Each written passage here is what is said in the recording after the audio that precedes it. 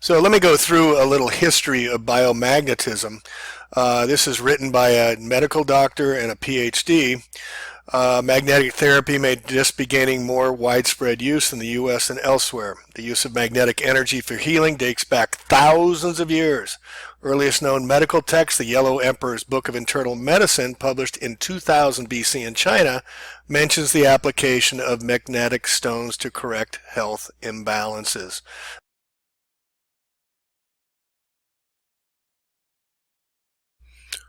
Chinese medicine is the oldest of all medicines, as they stated, dating back almost 5,000 years ago. And we can read here the oldest known medical book on Oriental medicine, the Yellow Emperor's Classic of Internal Medicine, thought to have been written around 3000 BC, mentions the practice of placing magnets on acupuncture points. Magnetic acupuncture has been used in the East in many forms right up to the present. Today, the practice has evolved into applying tiny magnetic discs to acupuncture points. In the West, Swiss physician Marcus Weber, 1992, describes the result of a study using pulse magnetic fields on 1,712 patients with inflammation, joint and organ disorders, fractures and acute injuries, and circulatory disorders. 60% of the evaluating physicians described the outcomes as good or very good, and no side effects were observed. So here we see the history of magnetism. For thousands of years, many cultures such as the Chinese, Egyptians, Arabs, Greeks, Romans, and Indians have used magnets for balancing health. 2000 BC, Greek physician Galen noted in his book De Simplicium Medicamentorum Temperamentis ac Factotatibus the use of magnets for purgative uses. 1000 AD, Persian physician Ali Abbas used magnetism to alleviate spasms and symptoms related to gout. In 1269, Pierre de Maricourt differentiated between the two poles. 12th century Arabs, Vikings, and Europeans used magnets for navigation. And then we get into the 16th century Swiss physician Paracelsus. The ancient Egyptians who built pyramids, we still can't figure out how, why, or how they did it, were apparently acquainted with the power of magnets. Legend has it that Cleopatra slept with a magnetic lodestone in her forehead to preserve her youthful appearance.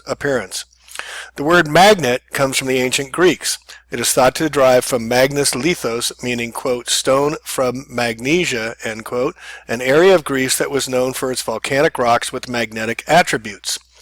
The Greek philosopher Aristotle spoke about using magnets as healing therapy. Paracelsus, magnets energize the body's life force. The next promulgator of magnetic therapy was Paracelsus, a physician and alchemist born in Switzerland, 1493. He was the first to propose that illnesses were caused by the external substances, the concept of disease, not the imbalances in the body's humors, the dominant theory at the time. Dis-ease. Paracelsus advocated using magnets to energize and influence the body's life force to start the healing process, treating everything from inflammation to diarrhea to epilepsy. In 1600, William Gilbert, court physician of Elizabeth I of England, published the first scientific treatise on magnetism, De Magnete. The term lodestone for magnetized stones is from the Middle Ages, when the lodestone or guiding stone was used in compasses by sailors as a navigational tool to find true north. As above, so below. Mesmer. Magnetism can treat mental illnesses and other conditions. Franz Anton Mesmer, an 18th century mathematician and physician, wrote his doctoral thesis on the effects of the fields on human health. He proposed that there was a magnetic energy flowing throughout the universe and inside the body as well. Mesmer thought the body had magnetic poles and that illness was caused by these poles moving out of alignment with the universal magnetic flow. He experimented with using magnets to treat seizures and other conditions. Mesmer claimed that he could heal by touch, applying his own magnetism to influence the magnetic flow in the patient's body. Mesmer believed that magnetism could treat mental illnesses directly and other conditions indirectly. He became famous for traveling around Europe as a healer, and he later opened a magnetism salon in Paris. In his salon, patients sat in water-filled vats containing iron filings and rods. Patients would pour magnetic water on parts of their bodies affected by illness and sometimes join hands to facilitate the magnetic flow, all accompanied by music and colored lights added by the theatrical mesmer. Patients sometimes fainted or went into convulsions, later claiming they were, quote, mesmerized. That's where it comes from, folks. Mesmerized. Mesmer's notions of magnetism gradually came to be viewed as hypnotic suggestion, hence the current meaning of the word mesmerized. A lot of people here say, oh, it's the placebo effect as well, that don't want to get more deeply into how this works. Around 1800, Alessandro Volta constructed the first battery, which produced a small, steady electrical current. Michael Faraday, the Faraday cages, and others established the link between magnetism and electricity. Faraday demonstrated that a magnet in motion can produce electricity and that the flow of electricity produces a magnetic field. Also, we have Frankenstein showing the energy of magnets being used on Shelley Frankenstein's book, or Mary Shelley's Frankenstein book. The discovery of electron at the end of the 19th century moved electromagnetism to the atomic level, demonstrating that all matter is essentially electric in nature. Magnetic therapy fell into disfavor following World War II and the Flexner Report and the development of antibiotics. Anti means against, bio means life. Antibiotics means against life, and biochemistry-based medicine. Today, magnetic therapy is seeing a resurgence in use and is officially approved therapy in over 45 countries worldwide. Amen. All right, so let's move forward to the mid-1800s when many changes took place in world knowledge, thought, education, and understanding. The American Institute of Homeopathy was formed in 1844. At the time, homeopathy was widely used in the U.S. both by doctors and in the home, and only reached its peak of popularity in the 1870s. At the turn of the 19th century, there were more homeopathic hospitals in the U.S. than any other kind. Allopathy is the curing of disease by inducing an action of a different kind. The American Medical Association, the AMA of Doctors, was formed in 1847 to promote surgery and non-homeopathic medicine and specifically aimed to overcome homeopathy in the U.S. A member of the AMA could be struck off for consulting or even being married to a homeopathic physician. Other therapies, such as electrotherapy, also popular, were not targeted in the same way at the time. The Flexner Report debunked on, quote, non-scientific medicine did not appear until 1910 with the Flexner Report. And I'm not going to get into it here, but the Western medicine is Rockefeller Medicine, founded Columbia Medical School, and the PhD system is all by Rockefeller. Guggenheim, J.P. Morgan at the time founded all of these universities and medical schools to train the doctors in the way they wanted them to be trained. So back to Nikola Tesla. In North America, the practice of magnetic field and ozone therapy went deep underground. The schools that taught it were closed and electricians found jobs in traditional industries, but the war on medicine continued. Many world-renowned doctors felt the AMA had wronged their practice of medicine. In 1932, at a seminar presented at the American Congress on Physical Therapy, Dr. Kolischer announced, quote, Tesla's high-frequency electrical currents are bringing about highly beneficial results in dealing with cancer, surpassing anything that could be accomplished with ordinary surgery. Let me read that again, folks. Tesla's high-frequency electrical currents are bringing about highly beneficial results in dealing with cancer, surpassing anything that could be accomplished with ordinary surgery. 1963, congressional hearings on quack devices forced companies that manufactured legitimate electrotherapy products into bankruptcy, and the FDA put tight restrictions on the electromagnetic medical devices. Medical quack doctors were barred from the AMA. Persons that practiced frequency therapy were put in jail for practicing medicine without a license. The pharmaceutical industry is now dominating force with Valium discovered in 1960. So again, other countries are picking it up. Soviet Union is using Tesla medicine. Germany is using Tesla medicine as well. And it's coming back to the United States. Even Dr. Oz, the one who doesn't vaccinate his children because his wife tells him not to and she runs the house, but he advises vaccines on everybody else, just like the Bill Gates and Hell family doesn't vaccinate. He's bringing out this pulsed electromagnetic field therapy to his American audiences. And here's more on it. teslasmedicine.com, the healing fields of Nikola Tesla. And we don't know this information, folks. We were never taught that Tesla had these healing frequency devices through his Tesla coil, using electrotherapy and magnetic healing, biomagnetic healing.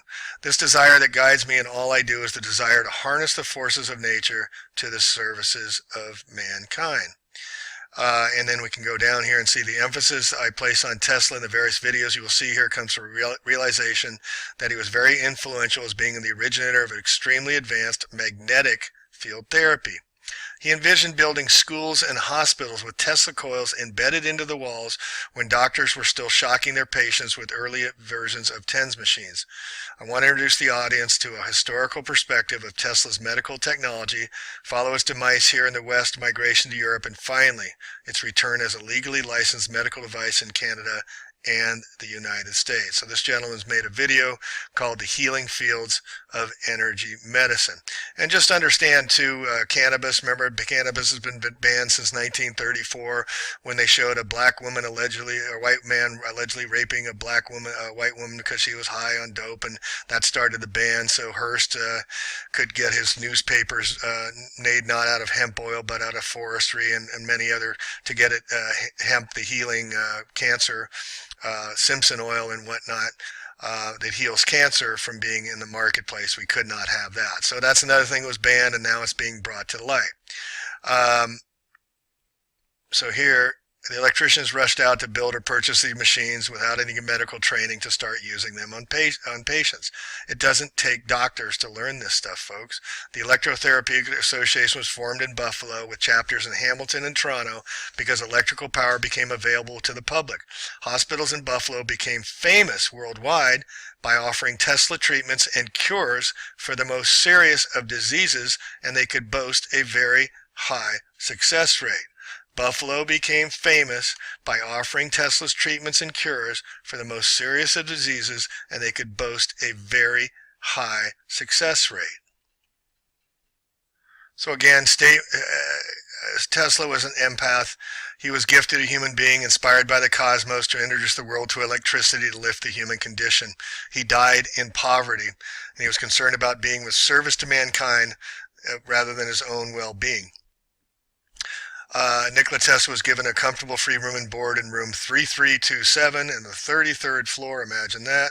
He wanted no material things to own other than the materials to create advice, to end World War II, and heal the suffering of humanity.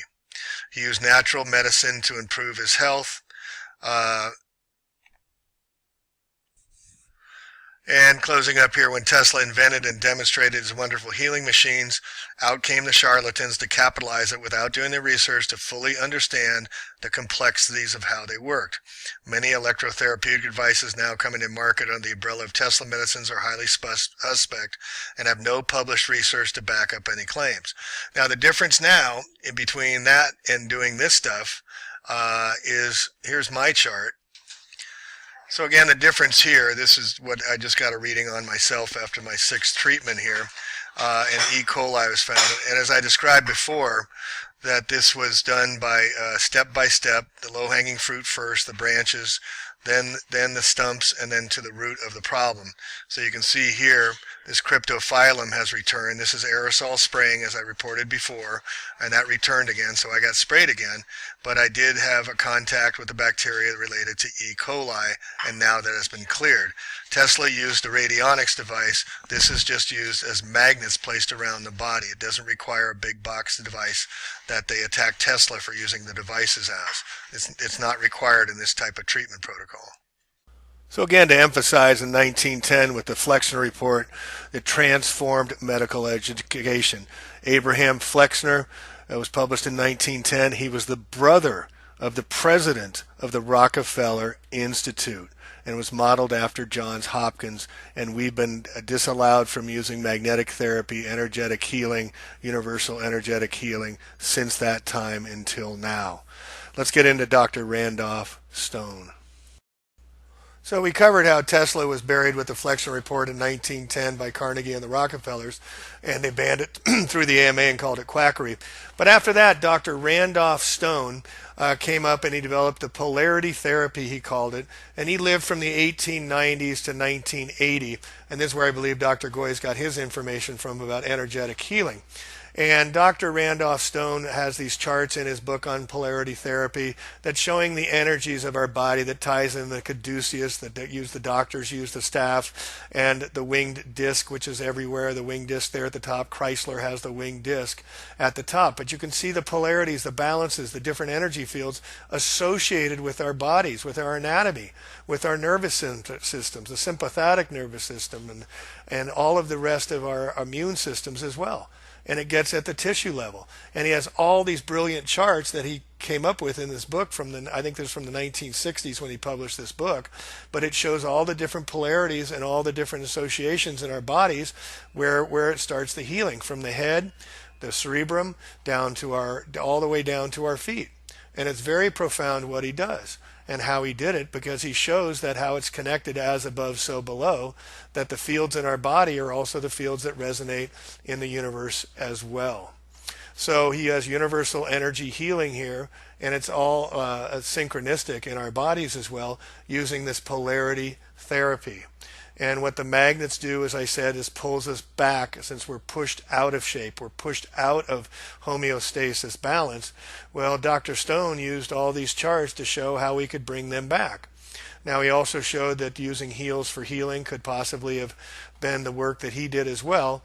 But Dr. Goy's took the heels from there and started using it for the energy healing, and could get one foot to go longer than the other when he wanted to do the treatments to find out where the different issues are around over 300 circadian points on our body. Well, Dr. Luis Garcia, who I took the workshops with this weekend, was showing us that we can not only do that, but we can do it through our hands. We can do it through our wrist, and we can even self-test through our thumbs. There was one gentleman there, Werner, hey Werner, that was there from Austria, who was showing us how he's a dowser, and his father was a dowser, and he does what's called echopathology. Echopathology is going through homes and clearing the negative energies out of home, and he uses his hand. He didn't use any of these other indicators to find out where the issues were. He was using one hand to do it because he'd been doing it so long. The energy was literally flowing through him, and as we all have energy flowing through us. So the history of Western universal energy healing has been suppressed and repressed, but it's coming back out again. It is the universal principle of healing. It is what we're all made from, and two is from where we come from. And in every culture and in every medical tradition before ours, healing was accomplished by moving energy. We're moving energy around our bodies, and maybe this is why they call it the soul, because we're using the soles of our feet at the base fundamental grounding of Earth. And why they use heels is this is why it's called healing. Here's a picture of a cell phone and all the negative energy. Look at the red. It's the worst of all. And then you can also check it out with Kirlian photography to show that the cell phones, before and after cell phones, you get a much healthier body. So the invisible field electromagnetic energy is picked up with this Kirlian photography, and you can see the human emanations of when we're out of homeostasis and our cell structures are out of whack, so is our aura. And then once we get it in balance, we go from a sick to a healthy person. We're in homeostasis energetically and spiritually and physically. These are there's an actual picture of Kirlian photography of energy fields after treatments. And so there's many parts of our energies that are right outside our body. One reason they call it surgery in the hospitals is because it's surging. It's electrical power. That's why they use the paddles to start your heart with electromagnetism to bring your heart back again, because they're using energy and electricity. And what it does on the cellular level is brings it back and rebuilds and restores. So using Kirlian photography, they found that not only can we find what a healthy body is once it's been treated, and we can prove empirically that biomagnetic energy works, but it also is the same on plants. Here is a flower with has energy, and then here's a one with has after the Kirlian photography a picture of it. How about raw foods versus cooked foods? You can see the complete loss of energy with cooked foods. Here is a mushroom that has been organic mushroom versus commercially grown mushroom. You are what you eat. Hippocrates would not do any treatments, the father of Western medicine. Here's a strawberry. Hippocrates would not do any treatments in Western medicine without reading somebody's astrology chart, because we're all connected to the ether. We're all connected in the universal principle. And as above, so below. As within, so without. As the universe, so the soul. So here we have our energy beings, and now we're looking to talk about frequencies. We're looking to talk about universal energy healing using these magnetic principles. And so I'm very excited and very blessed to be able to learn about this treatment and protocols that we can start offering. And here's the different energy areas where you could be going through to start the treatments. And in the next video, or videos, if Dr. Garcia okays it, I'll be releasing some of the videos we took from the seminar. But is it true that Jesus was a healer too, and the reason he washed the feet of the apostles, not to show his humbleness in his last act before he was crucified, was but because he was grabbing their heels to start to heal them biomagnetically, bioenergetically, using biofeedback? Bio is life. Anti means against. Antibiotic, against life. Think about what they're doing to us, folks. Think about Bill Gates and everybody's plans. Think about the plague outbreak that occurred out in Oregon here a few weeks ago, I chronicled, with the Yersinia pestis virus that went live because it was found in me. It was found in the healer that was treating me and others. And Dr. Garcia said he's finding Yersinia pestis in a lot of people. And then Bill Gates is warning of an epidemic that could kill over 30 million people. So here we have an answer. We can clear this from people. We can heal them using biomagnetic energetic healing. So we are becoming light healers. We were becoming a higher consciousness. And we have those that are still around to thank, and then those to thank also from previous that laid the foundations from which we are learning and growing from, including Dr. Goyes from Mexico, who's been doing the treatments for 20 years, who possibly likely got the information from Dr. Randolph Stone, who got it from Tesla, who got it from the ancients. And Dr. Luis Garcia from Colombia has moved to the United States. And like I said, for 11 years, he worked under Dr. Garcia. He took a lot of seminars from him, but now he's taking it to another level, to a 4.0, 5.0. This stuff really works. Anybody in the workshop will tell you we've seen it work in just a few days of treatments. We could help each other. All of us had success with helping one another restore our biomagnetic balance through pair therapy, through balancing through magnetism, and also learning how to diagnose properly. And this stuff works on everyone and everything. So I'm really excited. I'll let you know when we're going to do the seminars. If I can get Dr. Garcia out here to California, hopefully this fall, to teach one, I'll definitely let you know. But if you'd like to be notified, please just drop me an email, and I'll put you on the list, and I'll notify you of when Dr. Garcia will be teaching the next seminar. All right, Plain Truth out, and here's towards healing the world. I'm so excited to bring this to you. Peace and love one another.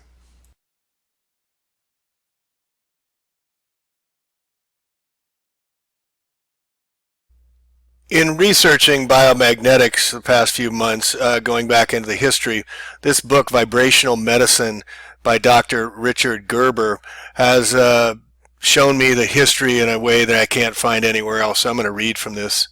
This is an excerpt from the book here. Psychic healing as an aspect of human potential, an historical look at its evolution through the ages. The use of laying on hands to heal human illnesses dates back thousands of years in human history. Evidence for its use in Egypt is found in the Ebers Papyrus dated back to 1552 BC. This document describes the use of laying on hands healing for medical treatment.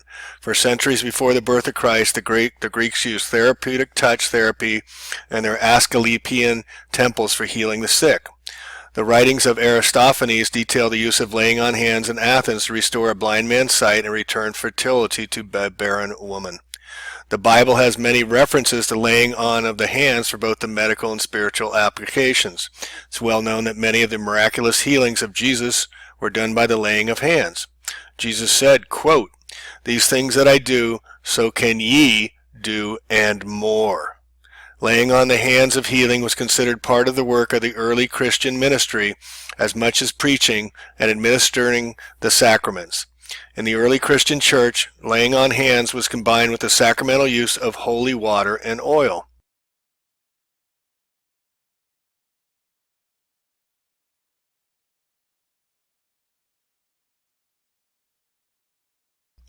Over the following hundreds of years, the healing ministry of the church began to gradually decline.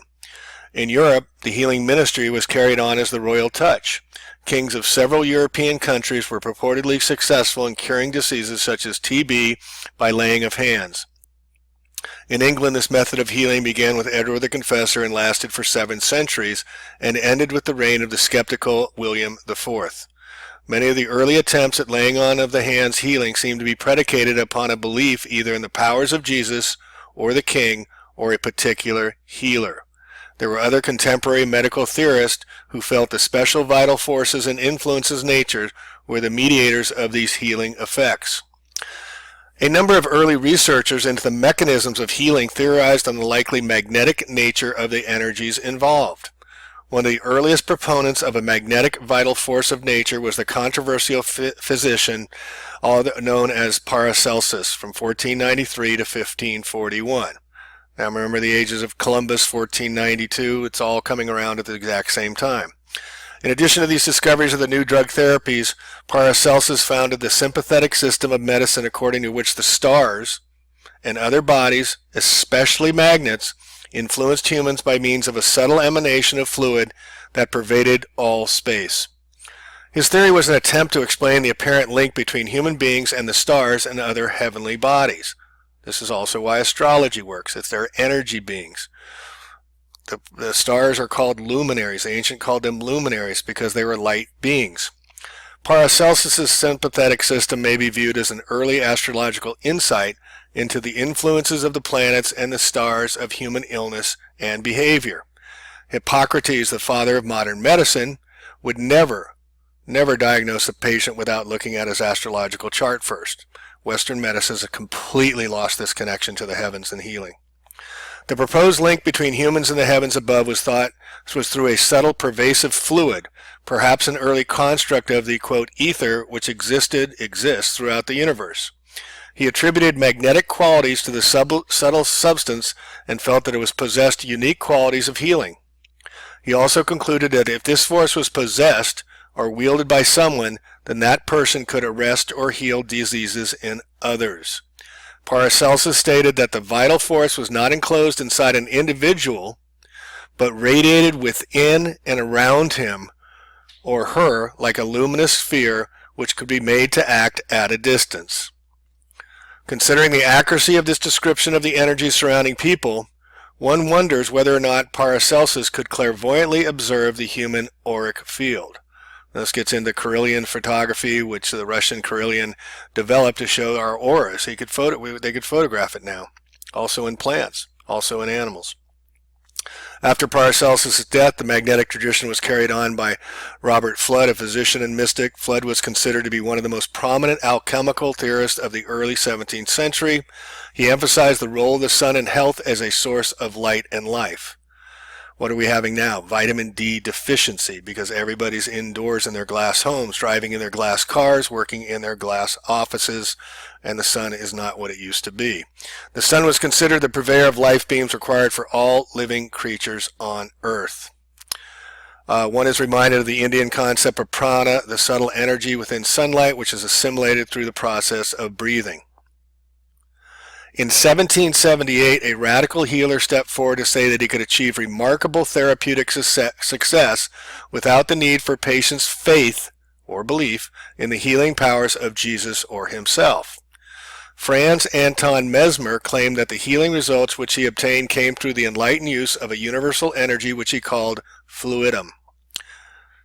Mesmer claimed that fluidum was a subtle physical fluid that filled the universe and was the connecting medium between people and other living things, and between living organisms, the earth, and the heavenly bodies. This theory is quite similar to Paracelsus's astrological concept of sympathetic medicine.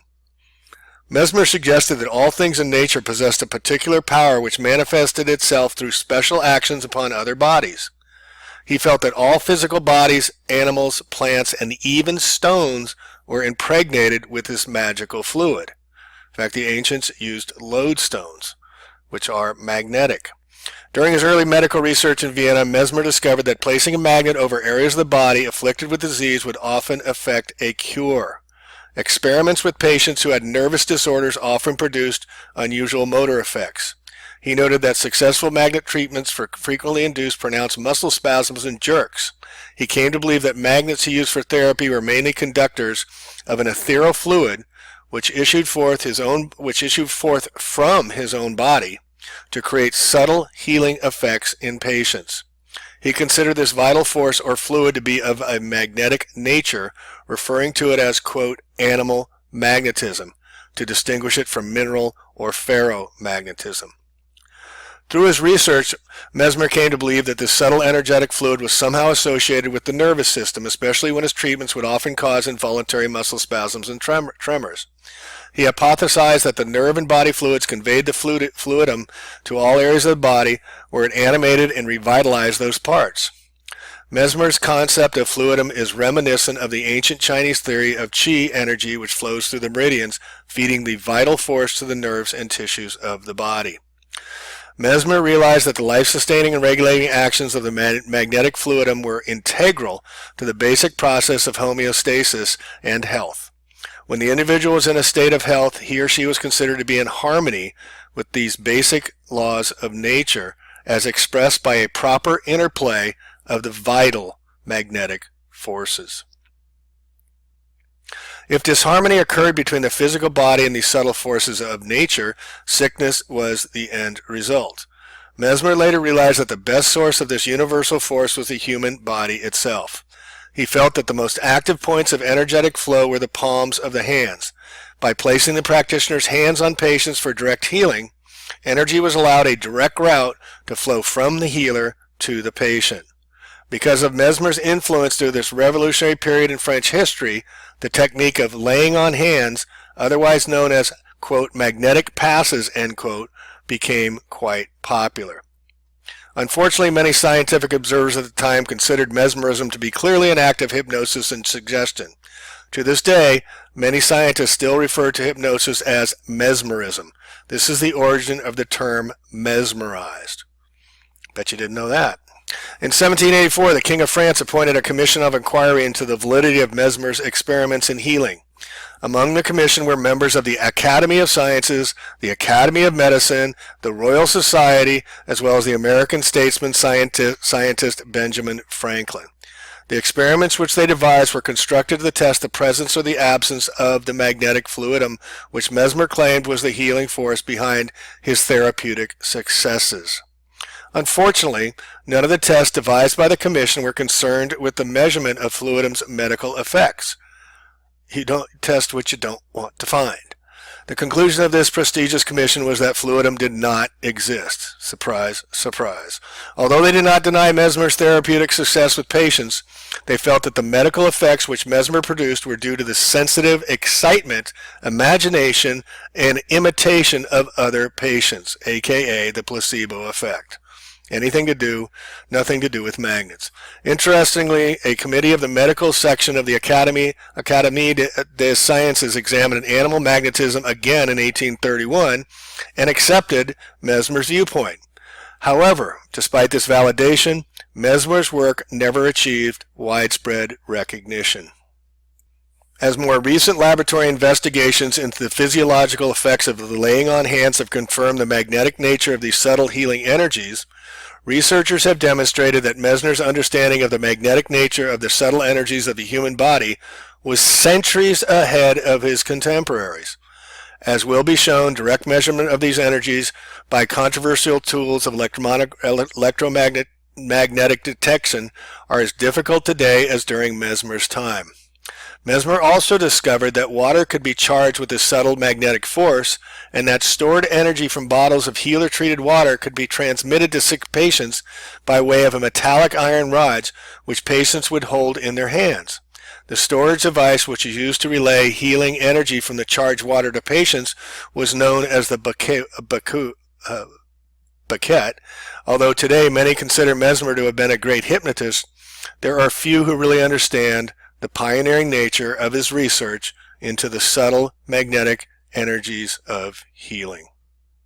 And just a quick sidebar on water, Dr. Robert Miller of Atlanta, Georgia, research chemist, has studied the biological effects of healers. Miller has been able to experimentally confirm Dr. Grad's discovery of healers' ability to disrupt hydrogen bonding in water. He found significant similarity between the energetic fields of magnetic fields and the field effects noted with the psychic healers. So getting down to here, Miller discovered that metallic stirring rods placed in contact with energized water would provide a route for the healing energy to flow in a specific direction. This discovery confirms the rationale behind the bouquet that Mesmer used for treating patients nearly 200 years ago. Dr. Miller found a number of interesting similarities between magnet-treated and healer-treated water. He created a unique experiment. He placed a solution of supersaturated copper sulfate in a magnetic field at 4,500 Gauss. Gauss is the Tesla measurement for magnets, for 15 minutes. When the crystals eventually formed, Miller noted they were of the turquoise blue variety noted in the healer-treated solutions instead of the usual jade green.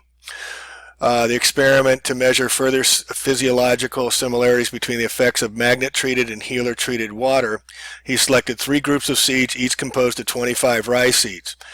At the end of 4 days, he looked to see how many of the 25 rye seeds in each group had sprouted.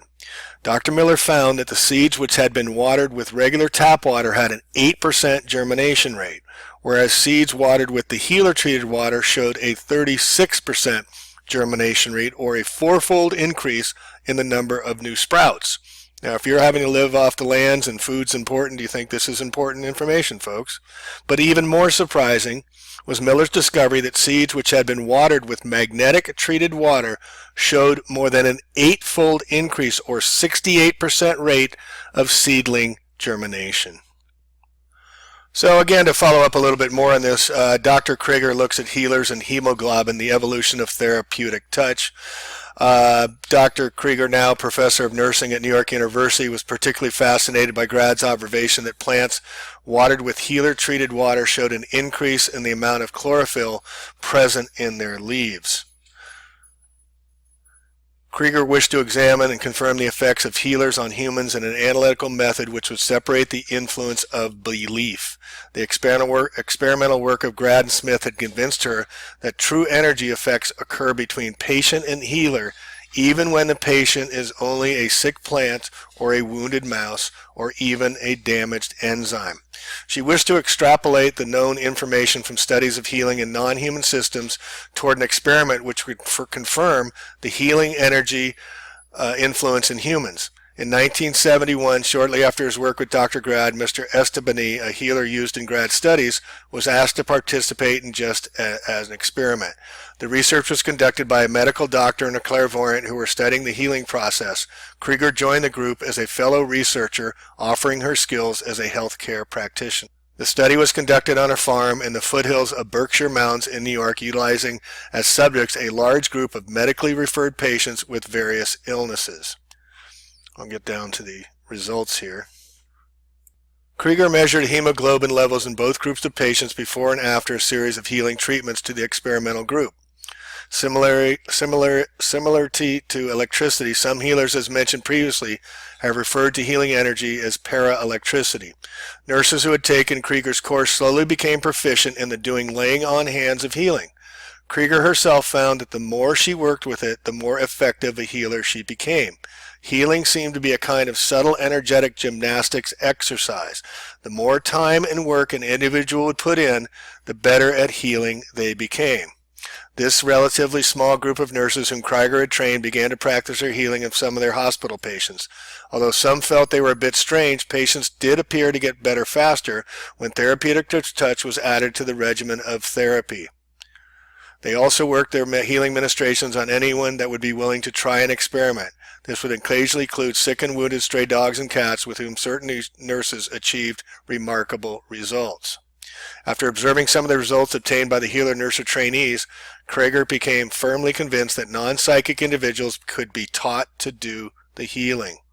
She concluded that therapeutic was much a natural human potential which could be demonstrated by individuals who had a fairly healthy body.